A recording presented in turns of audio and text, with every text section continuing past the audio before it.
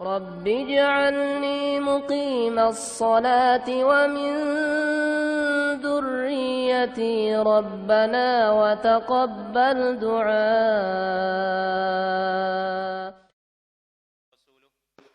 الداعي إلى رضوانه اللهم صل وسلم وبارك على نبيك ورسولك محمد وعلى آله وأصحابه ومن سار على نهجه واقتفى أثره إلى يوم القيامة اللهم انفعنا بما علمتنا وعلمنا ما ينفعنا وارزقنا الهدى والتقى والسداد اللهم لا سهل إلا ما جعلته سهلا وأنت تجعل الحزن إذا شئت سهلا Ikhwani wa akhwati fiddina azanallahu jami'an.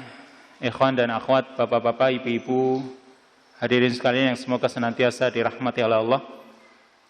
Alhamdulillah, pada kesempatan malam hari ini kita bisa meneruskan kembali, mengkaji kembali ayat-ayatnya dan juga hadis-hadis Rasulnya sallallahu alaihi wasallam. Masih dari kitab Salasuna Baban li Jalbir Rizq. Kitab yang menjelaskan tentang 30 kunci pembuka pintu rizki. Ya, insyaallah pada malam hari ini kita kaji kunci yang ke-14 atau pintu yang ke-14, yaitu al-amalu bi ta'atillah wal iksaru minal hasanat, yaitu mengamalkan ketaatan kepada Allah Subhanahu wa taala dan memperbanyak kebaikan-kebaikan. Sebenarnya pembahasan ini atau kunci yang ke-14 ini kunci yang bersifat umum. Maksudnya kalau kita bandingkan dengan kunci-kunci sebelumnya atau kunci-kunci sesudahnya nanti, ya, itu kunci yang ke-14 ini bersifat umum. Kalau sebelumnya misalnya yang sudah kita pelajari tentang tawakal, tentang hijrah, tentang sholat, itu juga termasuk bentuk ketaatan kepada Allah Subhanahu wa taala. Termasuk bentuk amal saleh. Begitu juga nanti dengan kunci-kunci berikutnya, yang insyaallah akan kita baca pada kesempatan yang akan datang. Ini juga nanti termasuk amal saleh, termasuk ketaatan kepada Allah Subhanahu wa taala. Yang sebenarnya amal saleh itu yaitu semua perkataan atau perbuatan yang dicintai dan diridhoi oleh Allah Subhanahu wa taala. Ini yang namanya amal saleh. Mencakup amalan hati dan amalan anggota badan. Sekalipun prioritas utama biasanya adalah urusan amalan hati. Karena ini akan menjadi asas, menjadi landasan untuk amalan-amalan anggota badan. Ini yang namanya amal saleh.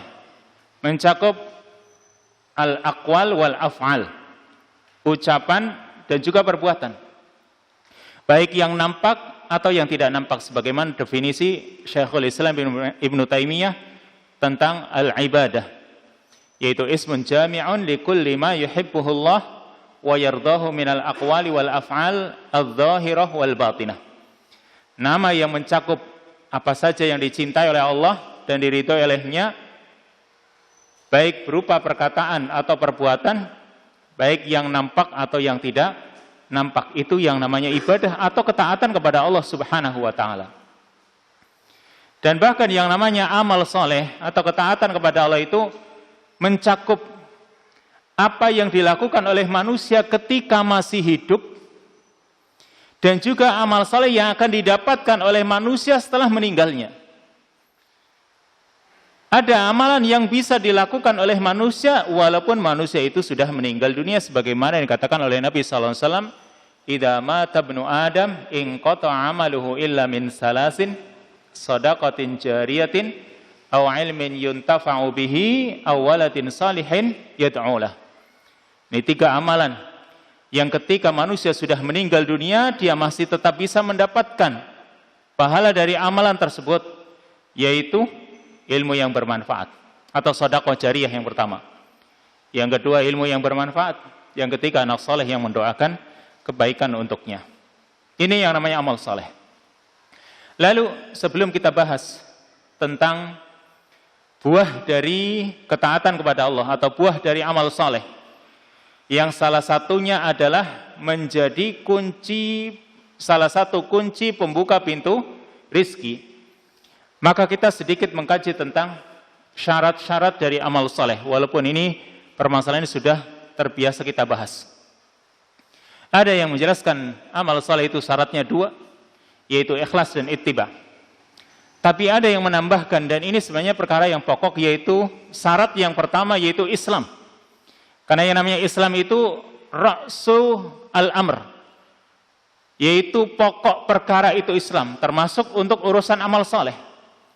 Maka syarat yang pertama adalah Islam, yaitu orang mengakui dan tunduk akan keesaan Allah Subhanahu wa ta'ala, dan juga dia mengakui serta tunduk akan kerasulan atau risalah Rasulullah sallallahu alaihi wasallam. Ini Islam penting, bahkan perkara yang pokok. Karena orang kafir, amalan mereka itu tidak ada nilainya sebesar apapun amalan tersebut. Karena mereka hanya mendapatkan pahala dari amalan mereka itu cuma di dunia. Sebagaimana yang Allah katakan di dalam surat Hud ayat yang ke-15 dan 16, "Man kana yuridul hayatad dunya wa zinataha nuwaffi ilaihim a'malahum fiha wa hum fiha la yubkhasun. Ulaika alladziina laisa lahum fil akhirati illa an-nar wa habita ma sana'u fiha wa batilum ma kanu ya'malun." Yang artinya, mangkana yuridul hayatad dunya wa zinataha, barang siapa menginginkan kehidupan dunia dan perhiasannya. Yang ini adalah terutama orang-orang kafir. Karena mereka hidup itu hanya untuk mencari dunia. Orang-orang kafir itu mereka tidak pernah berpikir tentang akhirat. Makanya mereka hidup ya hanya untuk mencari dunia dan perhiasannya atau kenikmatannya. Kata Allah, nuwaffi ilaihim a'malahum fiha, maka akan kami cukupkan amalan-amalan mereka di dunia. Dan penjelasan para ulama tentang kalimat nuwaffi ilaihim a'malahum fiha, kami cukupkan amalan mereka, maksudnya kami berikan buah atau hasil dari amalan mereka cuma di dunia saja. Ini kalimat nuwaffi ilaihim a'malahum fiha, kami cukupkan amalan mereka, maksudnya kami berikan nilai atau hasil dari apa yang mereka lakukan di dunia, itu kami berikan cuma di dunia saja. Wa hum fiha la yubkhasun, dan mereka tidak akan dikurangi. Kalau mereka berbuat baik, maka juga Allah akan berikan balasan, tapi cuma di dunia dan tidak akan dikurangi oleh Allah Subhanahu wa taala. Lalu Allah mengatakan, ulaika alladziina laisa lahum fil akhirati illa an-nar. Mereka itulah orang-orang yang nanti di akhirat mereka tidak akan mendapatkan balasan kecuali neraka. Wa habita ma sana'u fiha, dan terhapuslah apa yang mereka perbuat ketika di dunia. Jadi amalan kebaikan yang mereka lakukan di dunia itu terhapus. Wa batilum ma kanu ya'malun, serta batallah apa yang mereka amalkan. Intinya, orang-orang kafir itu ketika mereka mungkin kadang melakukan amal yang baik, amal yang soleh, atau misalnya kedermawanan mereka ketika mereka menginfakkan harta mereka, ya, mereka akan dapatkan pahalanya, tapi cuma di dunia. Sedangkan di akhirat tidak ada balasan sama sekali, karena itu tadi, ra'sul amr al-Islam. Pokok perkaranya adalah Islam, itu yang akan membuat amalan itu diterima atau tidak. Makanya di zaman sahabat itu mereka menyayangkan salah seorang dari kalangan kufar Quraisy yang sangat dermawan. Dia biasa menyambung silaturahim. Dia biasa melakukan kebaikan-kebaikan. Namanya Ibnu Jud'an. Ibnu Jud'an.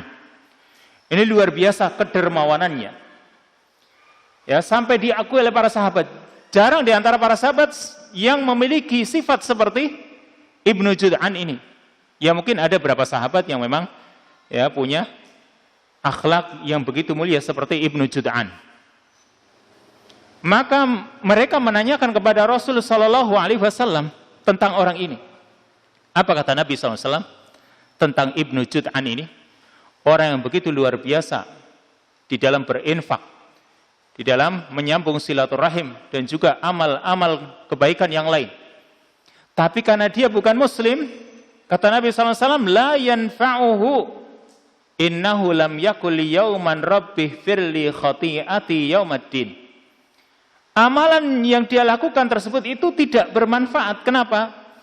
Karena dia tidak pernah mengatakan suatu hari, Rabbih firli khati'ati yaumaddin. Wahai Rabbku, wahai Tuhanku, ihfirli khati'ati, ampunilah dosa-dosaku.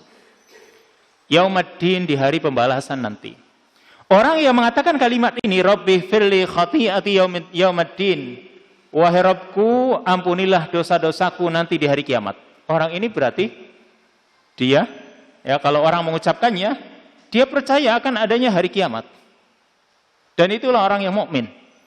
Karena memang sifat keimanan waktu itu yang sangat menonjol di samping iman billah, maka sifat al-iman bil yaumil akhir itu sangat penting. Makanya sering di beberapa ayat itu setelah Allah menyebutkan tentang keimanan kepada Allah, ya, kemudian hari akhir. Karena ini perkara yang penting. Makanya kalau orang sampai mengimani tentang hari akhir, ya dia adalah orang yang beriman. Sedangkan Ibnu Jud'an ini, karena dia tidak pernah mengakui adanya hari akhir, atau dia tidak pernah memohon ampunan kepada Allah Subhanahu wa ta'ala atas dosa-dosanya, maka tidak bermanfaat amalan yang selama ini dilakukan, sekalipun amalannya itu sangat besar. Ini syarat yang pertama. Dan ini merupakan tadi ra'su al-amr, pokok perkara. Kemudian yang kedua dan yang ketiga, dan ini perkara yang masyhur, tidak perlu saya ulang, yaitu tentang keikhlasan. Yaitu maksudnya tujuan dari amalan yang dilakukan itu semata-mata untuk mengharapkan wajah Allah Subhanahu wa ta'ala. Bukan untuk mencari dunia, bukan untuk riya, atau bukan untuk mendapatkan pujian dari orang lain. Serta yang ketiga, ittiba, yaitu sesuai dengan ajaran Nabi sallallahu alaihi wasallam. Maka ketika suatu amalan tidak sesuai dengan apa yang dicontohkan oleh Nabi sallallahu alaihi wasallam, maka amalan itu tertolak. Ini intinya permasalahan syurutu qabulil amal atau syurutu at-ta'at, syarat-syarat ketaatan kepada Allah Subhanahu wa taala supaya diterima oleh Allah. Lalu berikutnya yaitu tentang samarat hadhihi ta'ah atau samaratul amali salih, tentang buah atau hasil dari ketaatan, dari amal saleh yang bisa didapatkan oleh seorang hamba, termasuk diantaranya nanti adalah bahwa ketaatan kepada Allah atau amal saleh itu akan menjadi kunci pembuka pintu rizki. Yang kita bahas di sini tentang samaratu at-ta'at, yaitu cukup di dunia saja. Artinya pembahasan buah dari ketaatan kepada Allah, buah dari amal saleh, tapi yang bisa didapatkan seorang muslim di dunia. Karena kalau di akhirat mungkin cukup panjang pembahasannya, terutama tentang pahala-pahala di akhirat. Yang akan kita bahas, yang kita fokuskan tentang di dunia. Ini karena termasuk tadi pembahasan tentang kunci pembuka pintu rizki. Maka buah atau hasil dari ketaatan kepada Allah Subhanahu wa ta'ala yang pertama, kebahagiaan dan kehidupan yang baik. Ini di dunia. Yang pertama, kebahagiaan dan kehidupan yang baik. Hidupnya itu nikmat atau hidupnya itu thayyib, baik. Yang namanya bahagia, siapapun orangnya, apapun keyakinannya, benar atau salah, itu hampir semuanya ingin mencari bahagia. Tapi ternyata kebahagiaan yang hakiki tidak bisa didapatkan kecuali dengan al-amalus salih atau dengan ketaatan kepada Allah Subhanahu wa ta'ala. Tidak bisa diraih kecuali dengan amal saleh. Allah berfirman dalam surat An-Nahl ayat yang ke-97, "Man 'amila salihan min dzakarin aw unsa wa huwa mu'minun falanuhyiyannahu hayatan thayyibah wa lanajziyannahum ajrahum bi ahsani ma kanu ya'malun." Allah mengatakan man 'amila salihan. Ya, sini kalimatnya. Man 'amila salihan, barang siapa beramal saleh. Ya, amal saleh atau ketaatan kepada Allah, syaratnya ini. Baik dilakukan oleh laki-laki atau wanita. Dan dia dalam keadaan mukmin atau muslim, tadi termasuk syarat. Kata Allah, janji Allah, falanuhyiyannahu hayatan thayyibah. Sungguh kami akan beri kehidupan untuknya berupa kehidupan yang baik. Maksudnya kehidupan di dunia. Karena Allah melanjutkan firman-Nya, walanajziyannahum ajrahum bi ahsani ma kanu ya'malun, dan kami akan berikan balasan pahala mereka nanti dengan yang lebih baik dari apa yang mereka perbuat. Maksudnya balasan di mana? Di akhirat nanti. Lebih baik dari apa yang mereka perbuat di dunia. Berarti ada pahala dunia, ada pahala akhirat. Tapi yang dibahas tadi permasalahan pahala dunia. Allah katakan falanuhyiyannahu hayatan thayyibah. Sungguh akan kami beri kehidupan yang baik untuknya. Dan para mufassirin menjelaskan yang namanya kehidupan yang baik adalah kehidupan yang dipenuhi dengan qanaah. Ini namanya kehidupan yang thayyibah. Jadi kalau orang dalam kehidupan itu merasa sudah menerima dengan pemberian Allah, sungguh itu namanya kehidupan yang baik. Dan ini sulit. Orang dalam hidupnya qanaah, menerima seberapapun rezeki yang dia dapatkan, asal itu halal, dan alhamdulillah cukup atau tidak, yang penting dia punya sifat qanaah, menerima dengan apa yang Allah telah bagi untuknya. Maka ini namanya kehidupan yang thayyibah, dan ini sulit didapatkan walaupun oleh seorang muslim. Kadang muslim tapi nggak pernah cukup-cukup dalam hidupnya. Berarti dia belum mendapatkan hayatan thayyibah. Tapi kalau dia sudah merasa cukup dalam hidupnya, apalagi sih yang mau dikejar? Makan paling cukup 3 kali dalam sehari. Pakaian yang dipakai cukup 1 setel. Ya, yang lain paling nanti dijemur atau mungkin disimpan. Apalagi yang dikendarai ya cukup 1. Rumah yang ditempati juga cukup 1. Maka dia sudah memiliki semua itu, berarti dia merasa menerima. Berarti itu sifat qanaah, dan itu sulit didapatkan walaupun oleh seorang muslim. Kadang seorang muslim belum merasa cukup-cukupnya. Sudah punya 1 masih menginginkan yang 2. Dan terus begitu. Itu berarti belum ada sifat qanaah, dan itu juga belum dikatakan hayatan thayyibah. Padahal di sini hayatan thayyibah, kehidupan yang baik itu kehidupan qanaah, yang itu bisa didapatkan bagi orang yang beramal saleh dan tentunya dilandasi dengan keimanan. Ini yang pertama. Yang kedua, min samaratit ta'at, min samaratil amali salih, di antara buah dari ketaatan kepada Allah, yaitu dijaga keluarganya, keturunannya, dan juga hartanya. Ya, hifdzul ahl wadzurriyah wal amwal. Akan dijaga keluarganya, keturunannya, dan hartanya kalau orang itu menjalankan ketaatan kepada Allah Subhanahu wa taala. Jadi agar masa depan kita dan juga masa depan anak-anak kita itu menjadi baik, masa depan mereka itu akan dirasa aman, itu bukan dengan kita memperbanyak harta, bukan. Bukan dengan kita itu memperluas tanah kita beli tanah di mana-mana, atau membangun, nambah bangunan di mana, bukan.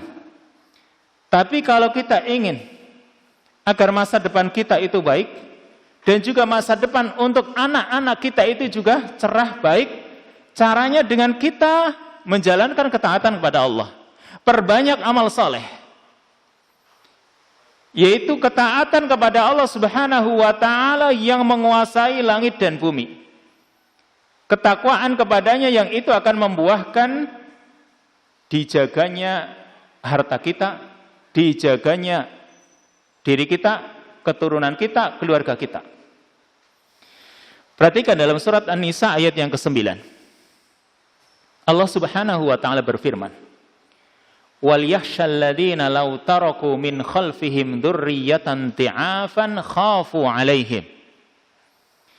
Wal yakhshal ladzina law taraku min khalfihim dzurriyyatan ti'afan khafu 'alaihim. Hendaklah takut orang-orang yang kalau mereka meninggalkan di belakang mereka atau sesudah mereka dzurriyyatan ti'afan, keturunan yang lemah, yang khafu 'alaihim, mereka mengkhawatirkan keturunan tersebut.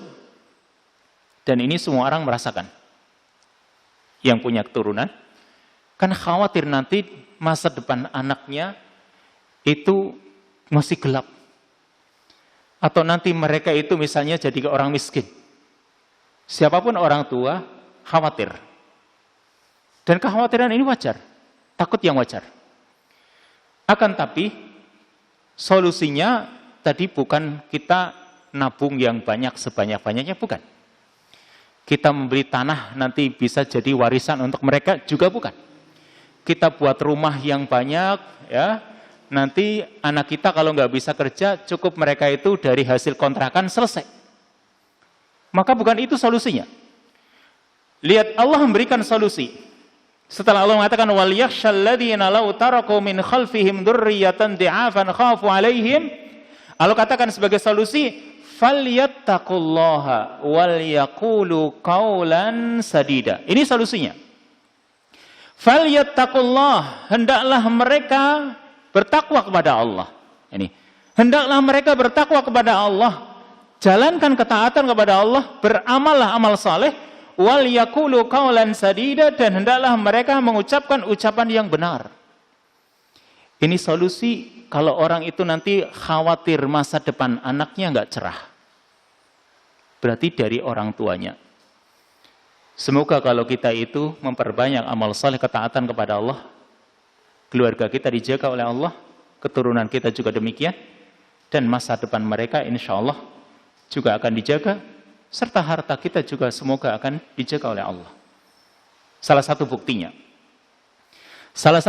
yang Allah Subhanahu wa taala sebutkan di dalam surat Al-Kahfi tentang kisah perjalanannya Nabi Khidir dengan Nabi Musa alaihi wassalam, yaitu ketika ada tembok yang sudah roboh atau hampir roboh, lalu dibetulkan oleh Nabi Khidir, dan ternyata tembok itu atau rumah itu milik yatimain, dua anak yatim, ya, milik dua anak yatim, dibetulkan oleh Nabi Khidir.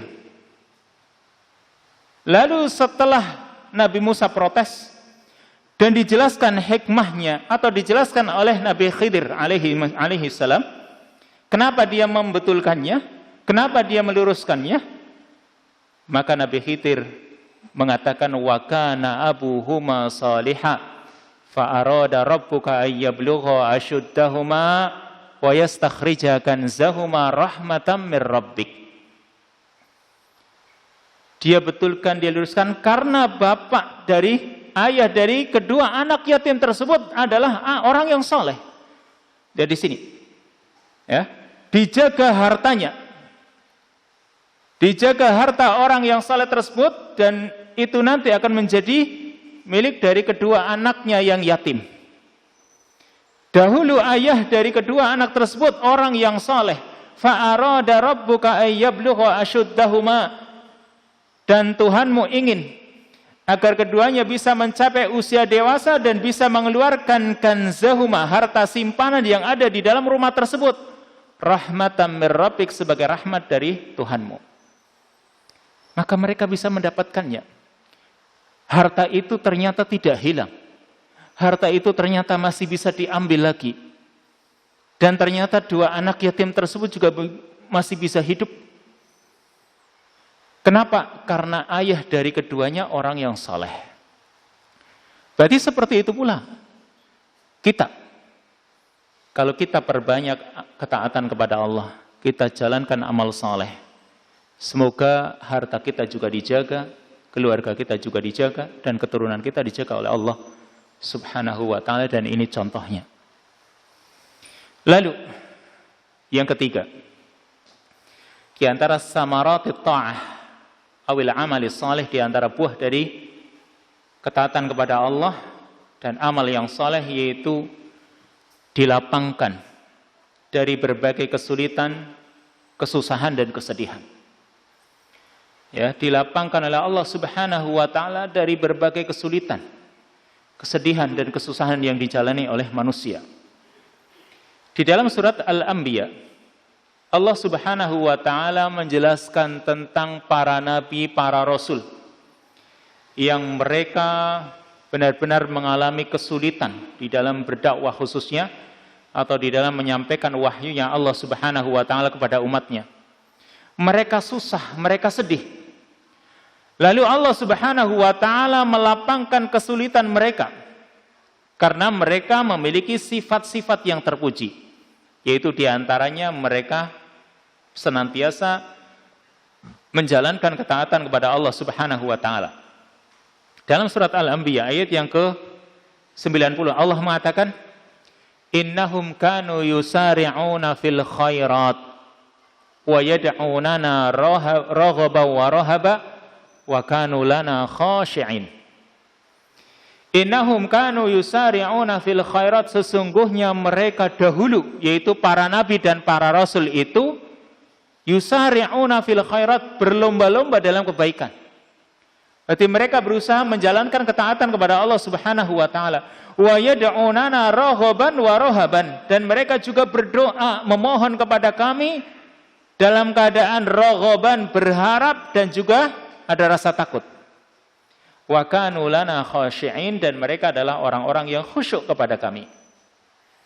Berarti di sini dalam surat Al-Anbiya ini tadi menjelaskan tentang para nabi, para rasul, di mana kehidupan mereka jelas tidak akan pernah luput dari yang namanya halangan, rintangan, kesulitan, kesusahan. Apalagi para nabi, para rasul jelas ujiannya lebih berat.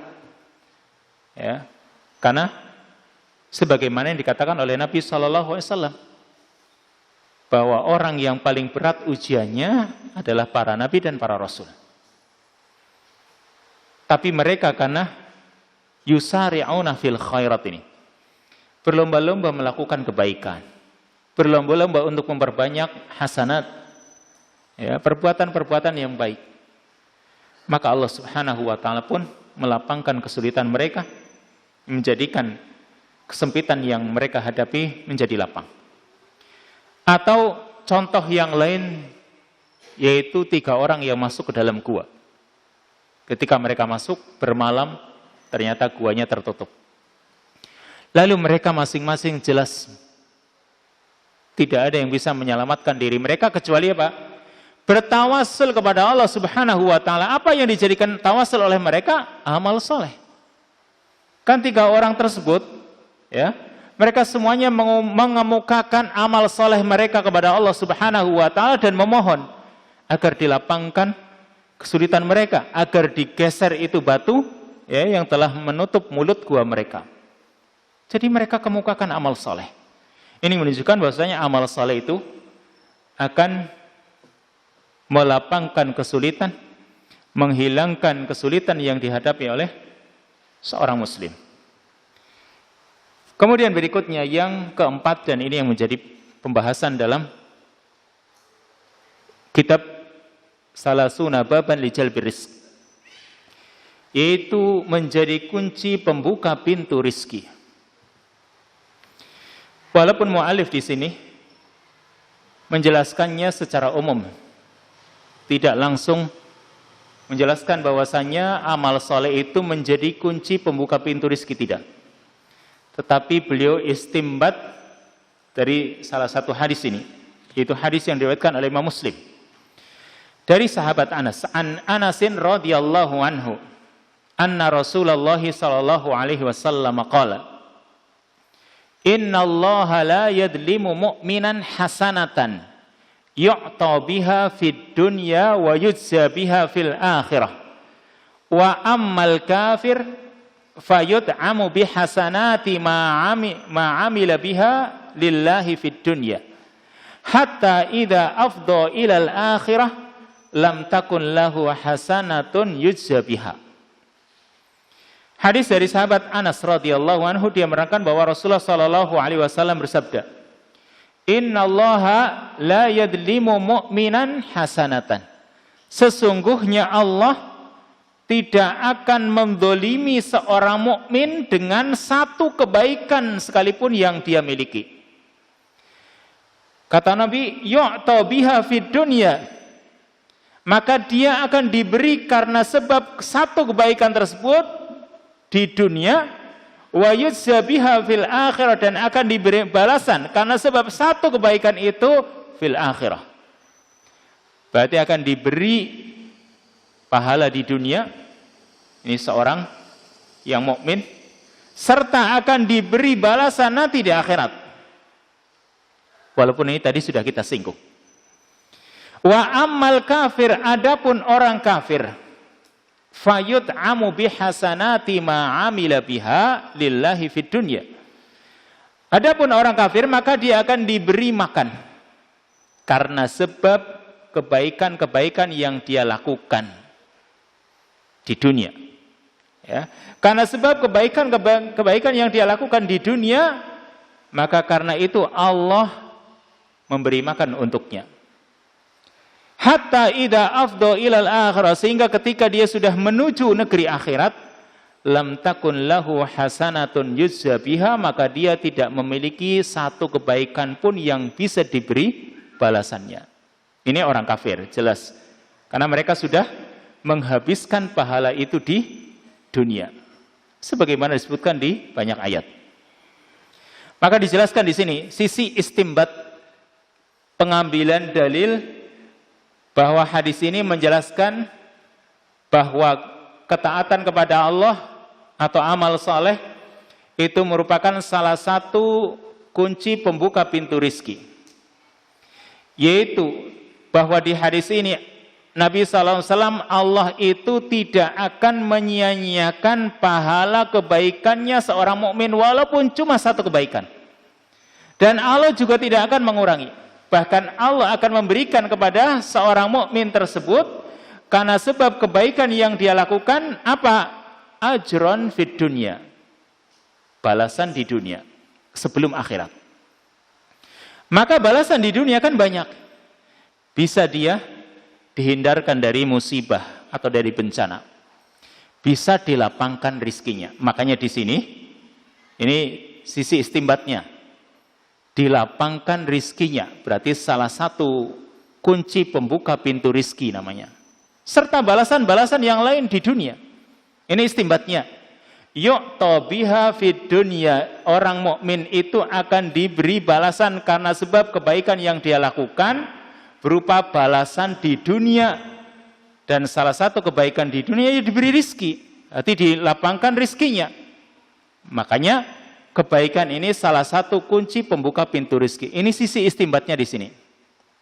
Walaupun tidak langsung ya dilapangkan rizkinya, itu tidak disebut dalam hadis. Tapi karena itu balasan dunia apa? Salah satu bentuk balasan dunia yaitu tadi mungkin dihindarkan dari bencana, dari musibah, atau dilapangkan rizkinya, serta yang lain. Sebelum nanti dia akan mendapatkan balasan di akhirat. Dan tentunya balasan di akhirat itu lebih baik dan lebih kekal. Berarti intinya orang mukmin tersebut yang melakukan kebaikan, yang melakukan ketaatan kepada Allah Subhanahu wa taala akan diberi balasan di dunia dan di akhirat. Sedangkan orang kafir, kadang orang kafir itu melakukan kebaikan. Dicontohkan di sini ka'an fakka asiron au angqada ghariqan. Misalnya orang kafir itu dia melakukan kebaikan dengan cara misalnya fakka asiron, membebaskan tawanan. Ini misal.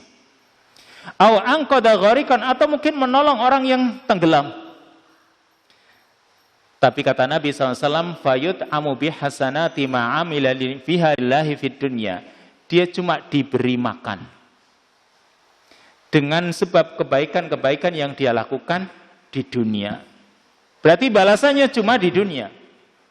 Kebaikan-kebaikan yang dia lakukan, karena biasanya orang kafir itu ketika melakukan kebaikan itu nggak ada niat. Beda dengan seorang mukmin dengan seorang muslim. Dia melakukan kebaikan, ada niat untuk mendapatkan pahala dari Allah Subhanahu wa taala. Tapi kalau orang kafir, niatnya apa kira-kira? Biasanya niatnya juga dunia. Saya membantu orang supaya orang itu nanti bisa membantu saya, kan gitu. Makanya karena niatnya biasanya kebanyakan orang-orang kafir ya karena pahala dunia, maka Allah pun akan berikan pahala dunia juga. Mungkin dilapangkan rizkinya pula, atau dihindarkan dia dari musibah, atau mungkin ditolong dari musuhnya, atau yang lain. Tapi semua itu adalah pahala-pahala di dunia. Sedangkan nanti di akhirat mereka tidak akan mendapatkan balasan sedikit pun. Ini intinya. Jadi hadis yang diriwayatkan oleh Imam Muslim ini secara isyarah atau ada isyarat dalam hadis ini, yu'ta biha fid dunya, seorang mukmin diberi balasan di dunia. Salah satu balasan dunia adalah dilapangkan pintu rizki. Dan Allah Subhanahu wa taala sendiri mengatakan dalam ayat hal jazaul ihsan illal ihsan. Tidak ada balasan kebaikan kecuali kebaikan pula.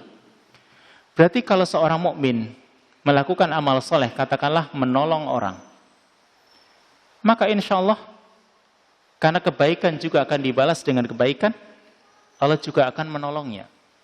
Bahkan Allah menolongnya bukan cuma di dunia saja, tapi juga di dunia dan di akhirat.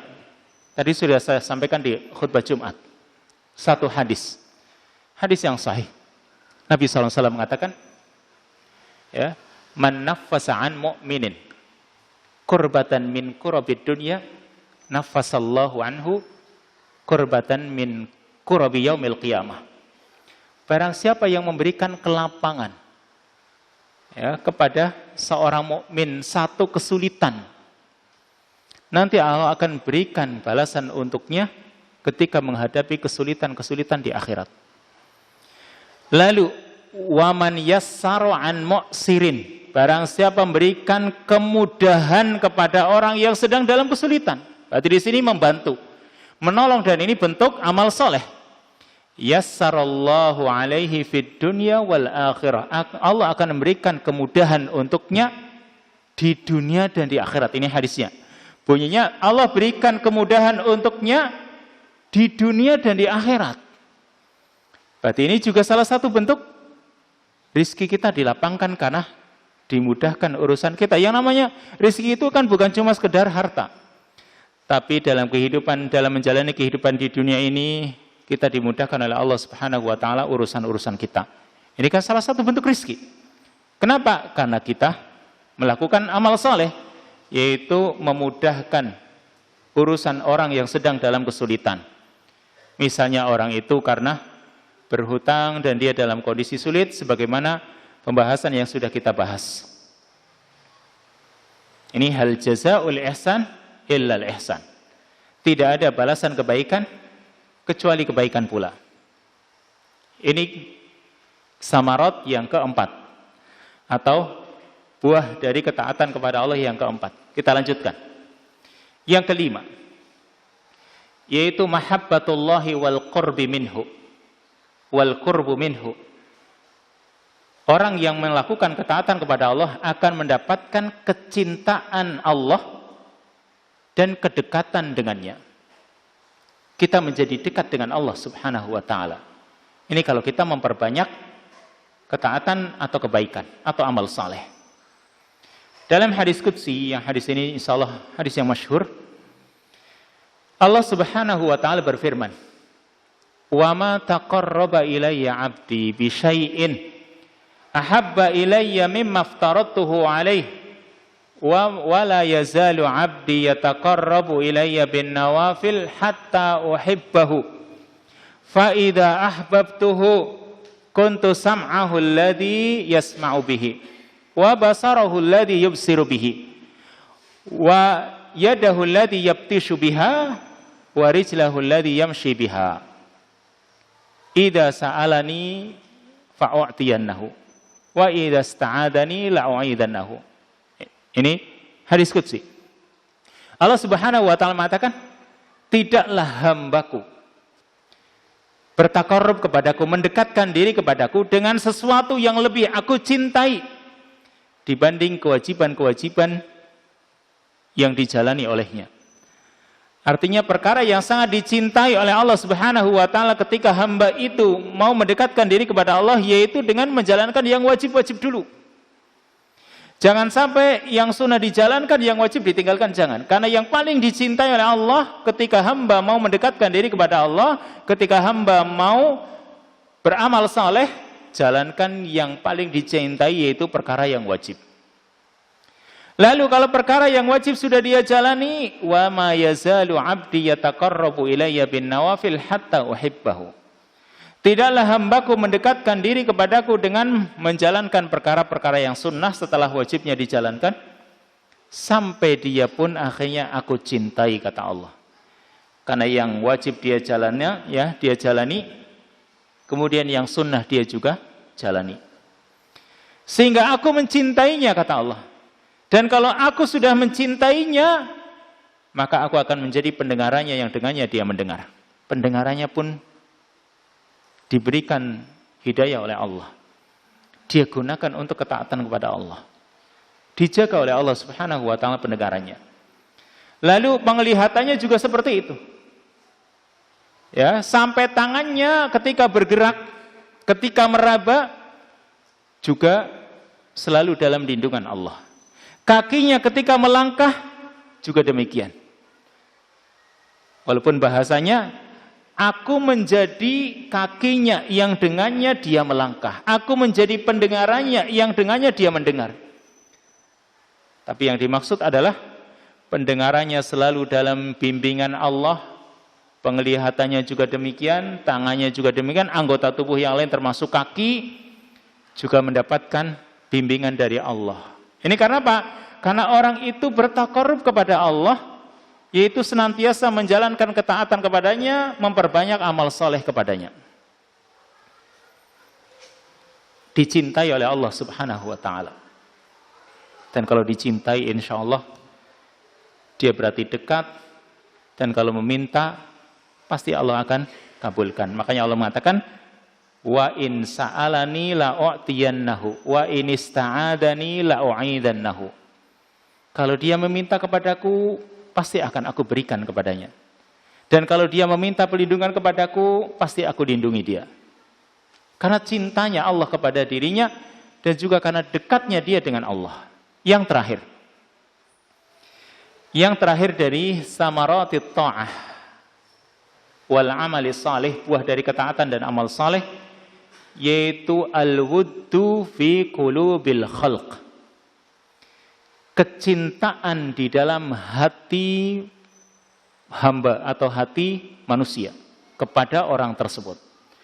Maksudnya kalau orang memperbanyak ketaatan kepada Allah, menambah amal solehnya, maka manusia dijadikan oleh Allah mencintai dirinya. Ya. Allah akan alirkan, Allah akan salurkan dalam hati hamba-hambanya kecintaan kepada orang tersebut. Di samping Allah mencintainya, Allah juga jadikan manusia yang lain mencintai orang itu. Di dalam surat Maryam, ayat yang ke-96, Allah Subhanahu wa ta'ala berfirman, innal ladzina amanu wa 'amilus solihati sayaj'alu lahumur rahmanu wudda. Sesungguhnya orang-orang yang beriman dan beramal saleh, maka Allah yang Maha Rahman, Allah yang Maha Pengasih akan menjadikan untuk mereka wuddan, kecintaan. Dan yang dimaksud adalah kecintaan manusia kepadanya. Artinya manusia yang sebelumnya mungkin banyak yang mengingkarinya, banyak yang memusuhinya. Tapi karena dia komitmen dengan amal solehnya, dia tidak peduli murka manusia, ya, dia tidak peduli pujian dari manusia, yang penting dia ingin mengharapkan ridho Allah Subhanahu wa ta'ala. Sebagaimana juga yang disebutkan oleh Nabi SAW dalam hadis yang sahih, ya, manil tamasa ridallahi bisakhatin nas radhiyallahu anhu wa arda anhu nas. Atau kama qala sallallahu alaihi wasallam. Barang siapa mencari ridho manusia, barang siapa mencari ridho Allah dengan melakukan sesuatu yang tidak disukai oleh manusia, dengan melakukan sesuatu yang manusia marah, murka, tapi dia tetap jalani. Kenapa? Itu diridhoi oleh Allah. Apa yang terjadi? Radhiyallahu anhu, Allah akan ridho kepadanya, dan juga Allah akan jadikan manusia ridho kepada dirinya. Karena dia apa? Menjalankan sesuatu yang diridhoi oleh Allah. Sekalipun orang membencinya. Nanti Allah akan jadikan hati orang-orang yang membencinya menjadi ridho kepadanya. Dan banyak buktinya. Bukti yang terbesar Nabi kita Muhammad SAW. Dahulu siapa orang-orang Mekah yang tidak membenci Nabi SAW? Bahkan banyak para sahabat yang mengakui hal itu. Setelah mereka masuk Islam, mereka itu mengakui, dulu itu Nabi Muhammad itu orang yang paling aku benci. Salah satu contohnya Sumamah bin Usal yang dia mengatakan dengan terus terang di hadapan Nabi SAW. Wahai Muhammad, dulu engkau itu orang yang paling aku benci. Agamamu itu agama yang paling aku benci. Tapi sekarang, setelah aku masuk Islam, orang yang paling aku cintai. Diganti oleh Allah Subhanahu wa ta'ala kebencian manusia dengan keridhaan mereka. Karena orang komitmen dengan amal soleh, dengan ketaatan kepada Allah Subhanahu wa ta'ala.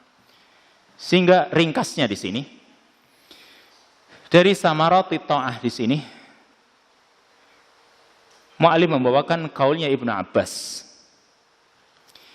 Ibnu Abbas mengatakan, ini berarti asar dari Ibnu Abbas. Qala Ibnu Abbas radhiyallahu anhuma. Ibnu Abbas radhiyallahu anhuma mengatakan tentang buah dari ketaatan kepada Allah.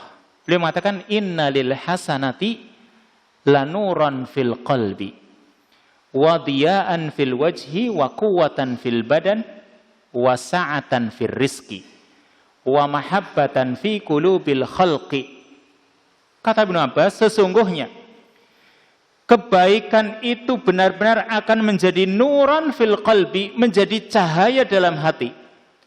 Jadi kalau orang melakukan ketaatan kepada Allah, melakukan amal soleh, maka akan muncul cahaya di hatinya. Wa diya'an fil wajh, menjadi sinar di wajahnya. Wajahnya pun bersinar. Walaupun mungkin orang merasa atau tidak merasa, rasanya orang itu cerah. Wa quwwatan fil badan, dan orang itu akan mendapatkan kekuatan di dalam badannya. Badannya pun kuat. Tapi bukan berarti tidak perlu olahraga, olahraga juga butuh. Nanti kalau orang sholat terus, lalu dia nggak pernah olahraga, olahraga juga kadang dibutuhkan. Walaupun olahraganya orang itu beda-beda. Kalau olahraganya Syekhul Islam Ibnu Taimiyah itu, habis subuh dia selalu duduk sampai matahari terbit. Dan itu olahraga. Kenapa? Berzikir kepada Allah Subhanahu wa ta'ala. Quwwatan fil badan, kata Ibnu Abbas. Wa sa'atan fil rizq, dilapangkan rizkinya. Wa mahabbatan fi qulubil khalq, dan juga kecintaan dalam hati hamba-hambanya. Di dalam hati makhluk, Allah timpakan kecintaan kepada orang tersebut yang melakukan kebaikan. Sebaliknya, wa inna lis-sayyi'ati ladzulmatan fil qalb wa sawadan fil wajh wa wahanan fil badan wa dhiqan fil rizq wa bughdatan fi qulubil khalq. Sesungguhnya kejelekan itu akan menjadi dzulmatan fil qalb, menjadi kegelapan di hati. Hatinya gelap. Wa sawadan fil wajh, wajahnya pun terasa hitam. Jadi wajahnya itu sudah enggak cerah lagi. Wa wahanan fil badan, menjadi kelemahan di jasmaninya. Wa dhiqan fir rizq, menjadi sempit rizkinya. Wa bughdatan fi qulubil khalq, dan akan menjadi kebencian di hati makhluknya Allah, yaitu manusia. Lalu beliau membawakan dalil. Dalil bahwa kebaikan itu akan menjadi cahaya dan seterusnya tadi, dan bahwa kejelekan itu akan menjadi kegelapan dan seterusnya. Beliau bawakan dalil, yaitu surat Al-A'raf ayat yang ke-58. Allah Ta'ala berfirman, wal baladu thayyibu yakhruju nabatuhu bi'idni rabbih walladhi khabusa la yakhruju illa nakida kadzalika nusarriful ayati liqaumin yashkurun. Wal baladu thayyib, dan tanah yang subur. Tanah yang baik maksudnya tanah yang subur. Yakhruju nabatuhu bi'idni rabbih, akan menumbuhkan tanaman-tanaman atau tumbuhan-tumbuhan. Bi'idni rabbih, dengan izin Tuhannya tentunya. Tanah yang subur akan menumbuhkan tumbuhan-tumbuhan. Walladhi khabusa, dan tanah yang tidak subur, khabis, jelek. La yakhruju illa nakida, tidak akan menumbuhkan kecuali tumbuhan yang merana. Hidup segan, mati pun tak mau, kan gitu. Tumbuhan yang seperti kaktus dan lain sebagainya, maunya yang seperti itu. Itu karena tanahnya tidak subur.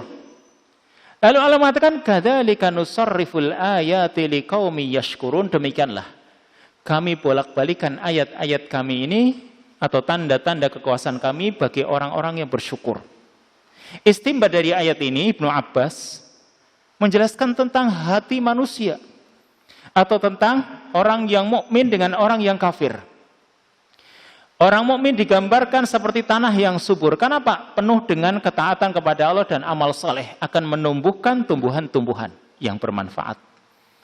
Sedangkan orang kafir dengan hati yang memang tidak ada kedekatan dia kepada Allah, digambarkan seperti tanah yang gersang, yang tidak subur. Tidak menumbuhkan kecuali tanaman yang merana. Ini istimbatnya Ibnu Abbas. Jadi intinya, ketaatan kepada Allah Subhanahu wa Ta'ala tentunya tadi harus kita jalani dengan syarat-syarat tadi.